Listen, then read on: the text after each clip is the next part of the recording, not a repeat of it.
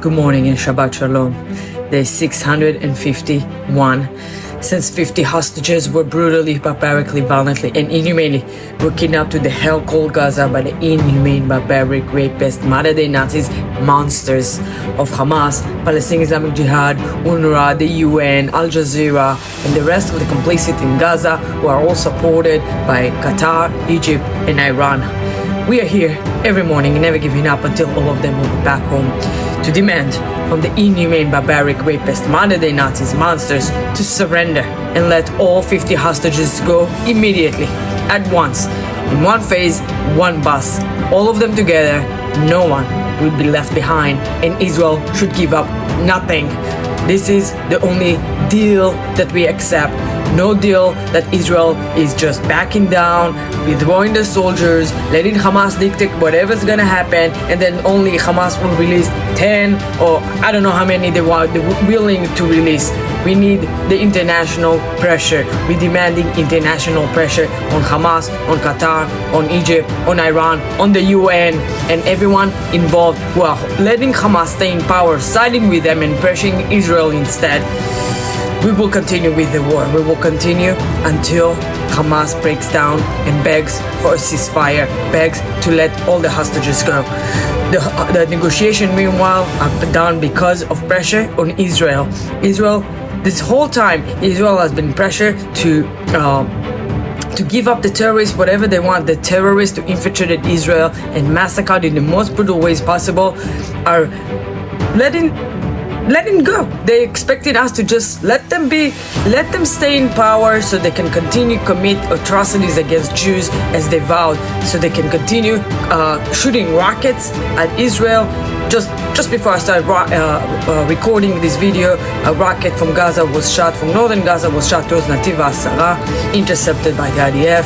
Yesterday, after I recorded, but as I was editing, 2 rockets were shot towards the road. They're continuously shooting rockets. How is it possible that after nearly 2 years of a war, with the blockade, with the open air prison and everything, they still have rockets and they targeted civilians?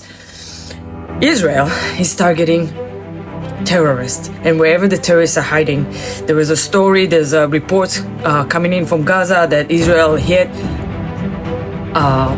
well, it wasn't that they targeted, but there was shrapnels that hit a church in Gaza. I don't understand how there's even a church in Gaza at this point, where this Islamist jihad is allowing a church to happen there. That's very questionable, but a church was hit.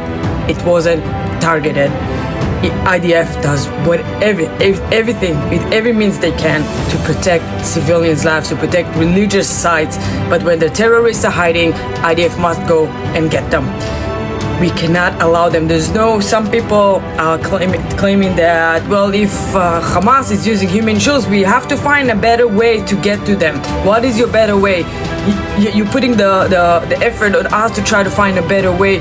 Well, how about you coming with some ideas? How are you supposed to fight these monsters who are hiding under civilians, who are hiding in hospitals, hiding in schools, hiding in residential buildings and under those residential buildings, and hiding under UNRWA facilities, while they're holding our people and refuse to let them go? Are we expected to just give up, surrender, because they found the perfect way? Go and kill the people you hate, and then go and hide behind your own people, and that's it.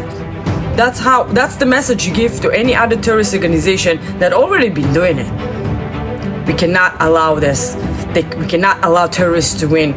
There's this ideology that you do not negotiate with terrorists. It's exactly because of that, because then they're emboldened to continuously doing this and commit more atrocities. We have to get to the terrorists wherever they are. If they are near churches, if they're under schools, if they're under hospitals or inside hospitals, we will get them, and we will do whatever we can to spare civilians' lives. And the IDF, according to many reports and many experts, have done more than any other military in the world to protect civilian lives.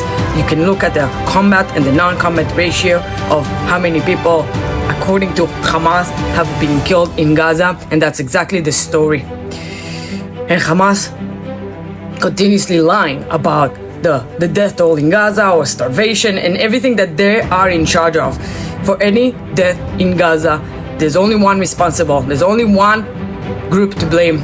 It is Hamas and everyone else who supports them. If you want to see an end to this war, including the people in Israel who are marching and want to see, we want all of the hostages and an end to the war. In what world do you fucking live in? In what la la land do you live in? Hamas will never give just the hostages all together, but knowing that once they will do it, then Israel can potentially flatten Gaza. The reason the war takes so long compared to any other conflict or wars or operations that Israel did is because we have hostages and we care for human lives. Join us with the pressure where it belongs, on Hamas, on Qatar, on Egypt and Iran, the only countries who are holding Hamas, giving them the lifeline, but supporting them financially, giving them equipment, giving them rockets, giving them weapons, and instead pressuring Israel. But we will continue to defend ourselves with whatever means necessary, because there is one simple truth about the Jewish nation. We rather live, and we have done so for thousands of years. Every time they try to annihilate us, we keep fighting back, surviving, and thriving, and we will continue to do so. On this Shabbat, I want to wish everyone a peaceful Shabbat, for the IDF soldiers to be safe wherever you are, complete your task, and come back home safely.